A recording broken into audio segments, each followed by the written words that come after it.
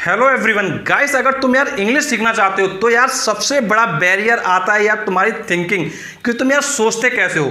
एक यार तुमने कहावत तो सुनी होगी, दुनिया का सबसे बड़ा रोग क्या कहेंगे लोग। अगर तुम यार इसी चीज में पड़े रहोगे कि यार लोग क्या कहेंगे, तुम इंग्लिश सही बोल पाओगे कि नहीं बोल पाओगे, तुम्हारी फ्लुएंसी आ पाएगी कि नहीं आ पाएगी, तुम्हारी ग्रामेटिकल एरर सही हो पाएगी कि नहीं, तुम्हारा प्रोनाउंसिएशन ठीक होगा कि नहीं, अगर तुम सिर्फ इन बातों के बारे में सोचते रहोगे तो यार इंग्लिश बोलना कभी नहीं सीख पाओगे। देखो यार, अगर तुम सोचते हो कि यार लोग कुछ कहेंगे तो यार देखो उसके बारे में सोचना बंद कर दो। देखो एक चीज ये समझ लो, लोग ही तुमको क्या सिखाएंगे, कैसे सिखाएंगे, देखो समझाता हूं। देखो सपोज करो तुम क्या बोलना स्टार्ट करते हो। अब देखो अगर तुम अच्छा बोलते हो तो लोग अप्रिशिएट करेंगे, और अगर तुम क्या थोड़ा गड़बड़ बोलते हो तो यार तुम्हारे अंदर की जो कुछ नेगेटिव्स होंगे वो तुम्हारे सामने क्या दिखाई दे रही होंगी। तो यार तुम्हारे पास वो एक मौका है, तुम्हारे पास एक वो अपॉर्चुनिटी है जहां पर तुम उस कमी को क्या है इंप्रूव कर सकते हो। और यार तुम जितनी तुम्हारे अंदर कमियां लोग बताएंगे और उनको तुम डे बाई डे इंप्रूव करते जाओगे तो तुम डेफिनेटली बहुत परफेक्ट हो जाओगे। फिर तुमको कोई भी कंपीट नहीं कर पाएगा। तो यार देखो, लोग क्या कहेंगे ये सोचना बंद करो। सबसे पहले तुमको फोकस ये करना है कि यार तुमको जो इंग्लिश है वो अपनी टंग पे लेके आनी है। तुम यार देखो, अगर ये सोचते हो कि यार मैं हिंदी का जो सेंटेंस है वो लिख लूं, उसकी इंग्लिश बना लूं, तो यार तुम इंग्लिश सीखना क्या है नहीं बोल पाओगे। तुम इंग्लिश लिखना तो सीख जाओगे लेकिन यार बोलना नहीं सीख पाओगे। देखो तुमको प्रैक्टिस इस चीज की करनी है कि यार तुम कितना परफेक्ट अपनी टंग पे उस चीज को सेट कर सकते हो। देखो अगर तुमने बात को ट्रांसलेशन की तो देखो तुमने बचपन से लेके क्लास 12th तक यार बिल्कुल ट्रांसलेशन सीखा होता है, बट क्या इंग्लिश बोल पाते हो? उसी जगह प्रॉब्लम आती है, भैया इंग्लिश नहीं बोल पाते हो।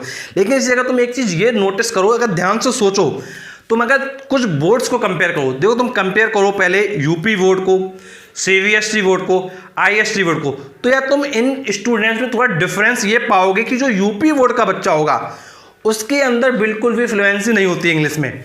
उसी जगह सीबीएसई वाले बच्चे में थोड़ा क्या अच्छी फ्लुएंसी होती है, उसी जगह आईएससी वाले में थोड़ा और फ्लुएंसी होती है।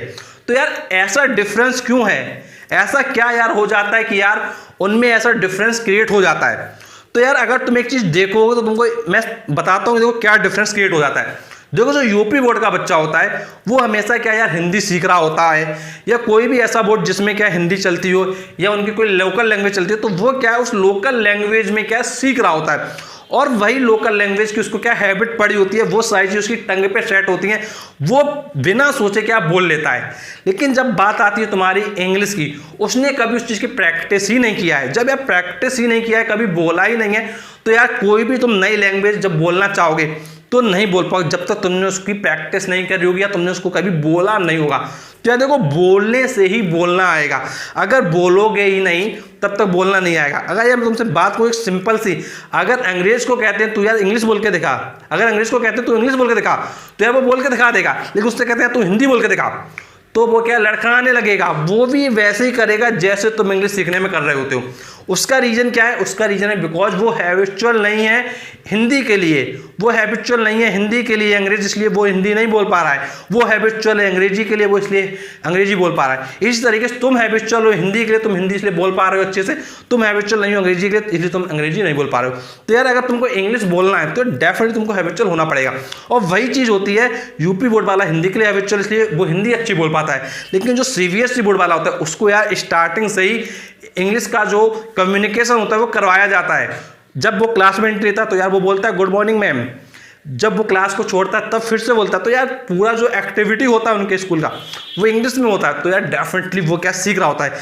और उसी जगह हम बात करते हैं आईएससी बोर्ड की, तो देखो आईएससी बोर्ड में जो कम्युनिकेशन स्किल है वहाँ क्या थोड़ी एक्टिविटी क्या ज़्यादा होती है। देखो जहाँ एक्टिविटी ज़्यादा होती है वही चीज़ें क्या परफेक्ट होती जाती हैं। तो इसलिए यार देखो जो डिफरेंस होता है वो स्टूडेंट्स में क्रिएट हो जाता है, और ये चीज़ तुम देख सकते हो उस बच्चों के अंदर। यूपी बोर्ड का बच्चा देखना, सीबीएसई का देखना, आईएससी का देखना, तुमको यार उनमें डिफरेंस क्रिएट दिखाई देगा, तुमको उनमें डिफरेंस मिलेगा डेफिनेटली। रीजन वही है कि जितनी एक्टिविटी जिस कॉलेज में ज़्यादा होती हैं वो कॉलेज के जो बच्चे होते हैं वो परफेक्ट हो जाते हैं। तुम यार देखते हो यार अपने आसपास, तुम देखोगे कुछ स्कूल्स होंगे वो बहुत कम फीस लेंगे, कुछ स्कूल होंगे ज़्यादा फीस लेंगे, कुछ स्कूल होंगे जो बहुत ज़्यादा फीस लेंगे। तो यार इनकी फीस में डिफरेंसेस क्यों आते हैं? इनके फीस में डिफरेंसेस इसलिए आते हैं बिकॉज वो एक्टिविटीज़ को परफॉर्म करवाते हैं। जब कोई भी एक्टिविटी करवाई जाती है तो यार ऑब्वियसली बात है कि कुछ एक्सपेंसेस लगते हैं, तो यार वही एक्सपेंसेस वो क्या है फीस में इंक्लूड कर देते हैं। देखो एक्टिविटी कराने के लिए भी टीचर चाहिए होता है, ऐसा तो नहीं कि भैया एक्टिविटी अपने आप हो जाएगी। तो यार ये सब चीज़ें तुमको समझना होगा कि यार जिस चीज़ के लिए तुम हैबिचुअल होते जाओगे तब तुम सीखते जाओगे। और यार देखो जब तुम इंग्लिश सीख रहे होगे, तुम समझ रहे होगे, तो यार स्टार्टिंग में प्रॉब्लम आएगी, तुम्हारे सेंटेंसेस गलत होंगे, तुम्हारे हो सकता है प्रोनाउंसिएशन गलत हो, तुम सेंटेंस को हो सकता है कभी गलत बना दो, कभी तुम्हारी ग्रामेटिकल एरर हो जाएगी। देखो ग्रामेटिकल एरर एक अलग पार्ट है। अगर देखो मैं तुमसे बात करूँ सिंपल शब्द में, देखो तुम जब हिंदी बोलते हो तो क्या ग्रामेटिकल एरर नहीं करते हो? डेफिनेटली करते हो। जैसे अगर हम बात करते हैं मुझे आना है, मैं आता हूँ, देखो तुम हिंदी में भी कई ऐसे सेंटेंस बोलते हो कि यार जो तुम गलत कर रहे होते हो। तुम अगर नोटिस करो, तू यहाँ आओ तो, तू वहाँ गओ तो, तुम आए थे, तुम गए थे, तू यहाँ क्यों आओ तो। देखो ऐसे कई तरीके की जो लैंग्वेज होती है, तुम लोकल लैंग्वेज देखोगे जो तुमको दिखाई देगा जहाँ तुम ऐसे बोल रहे होगे।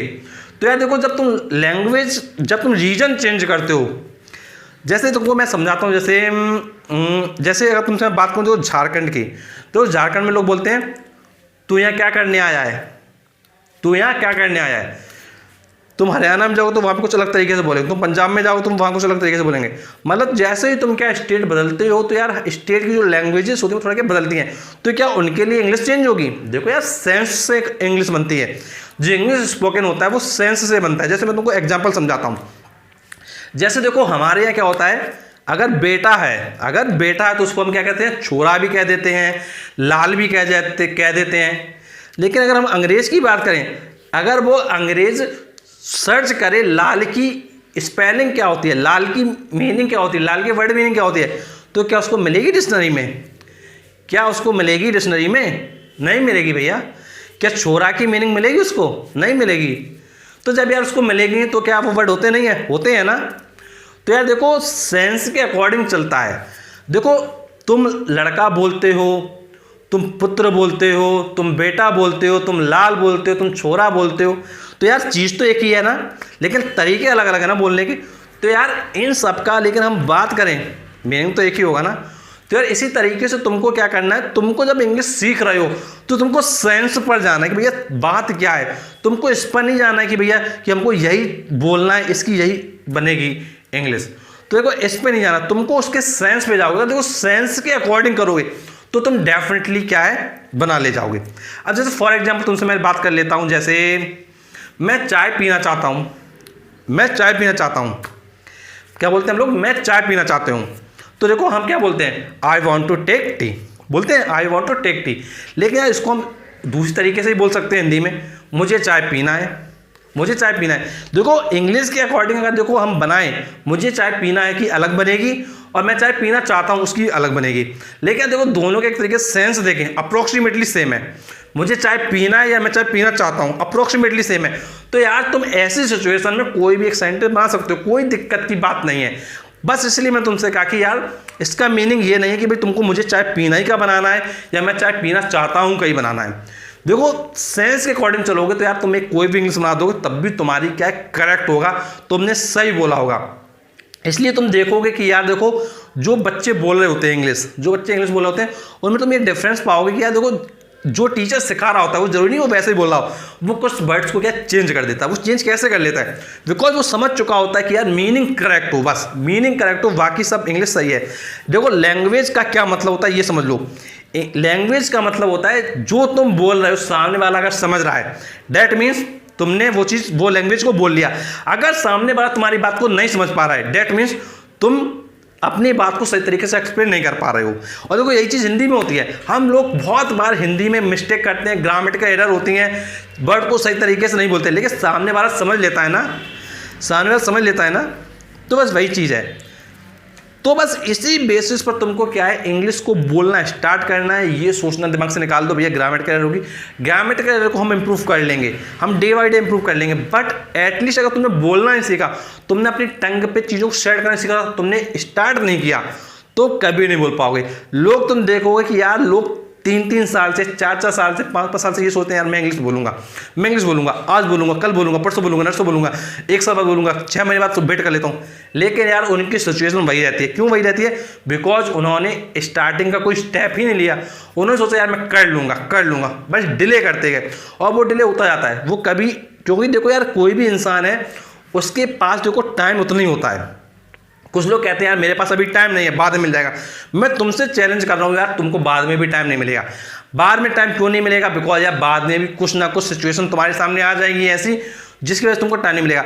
बस इंपॉर्टेंट ये देखो, टाइम सभी के पास 24 घंटे ही होता है एक दिन में, लेकिन उस टाइम को जो बंदा सही से मैनेज करता है, जो बंदी सही से मैनेज करती है, वही क्या है आगे बढ़ता जाता है। देखो टाइम वही है, उसी टाइम में सब कुछ होने वाला है, बट तुम्हारे लिए इंपॉर्टेंट है भाई टाइम को मैनेज करना। अगर तुमने टाइम को सही से मैनेज कर लिया तो यार तुम डेफिनेटली काफ़ी अच्छे से इंप्रूव कर ले जाओगे।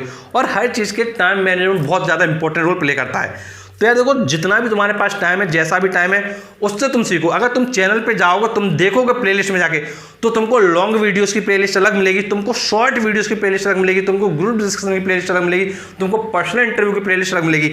अगर तुम प्लेलिस्ट में जाओगे, अगर तुम्हारे पास टाइम बहुत कम है, तुम बहुत बिजी वाले बंदे हो, तुम नहीं देना चाहते हो ज़्यादा टाइम, तुम यार कोई चीज़ की स्टडी कर रहे हो, तुम कोई तैयारी कर रहे हो, तुम्हारे पास टाइम नहीं है, तो यार तुम क्या करो, प्लेलिस्ट में जो शॉर्ट्स वाले वीडियो है, जहाँ पे शॉर्ट वीडियोस में पूरा कॉन्सेप्ट समझाया गया है, उस वीडियो को देख के सब कुछ तुम सीख सकते हो। बस इंपॉर्टेंट यही है कि यार तुम सीखना चाहते हो तो यार तुम सीख लोगे, और तुम सीखना नहीं चाहते हो तो भैया टाइम कम पड़ जाएगा, और टाइम कम पड़ता रहेगा, टाइम कभी तुमको नहीं मिलने वाला है। और यार कुछ भी तुम्हारा कॉन्सेप्ट, कोई भी डाउट हो, कुछ भी तुम पूछना चाहते हो, नीचे कमेंट करके पूछो। And thanks for watching our video.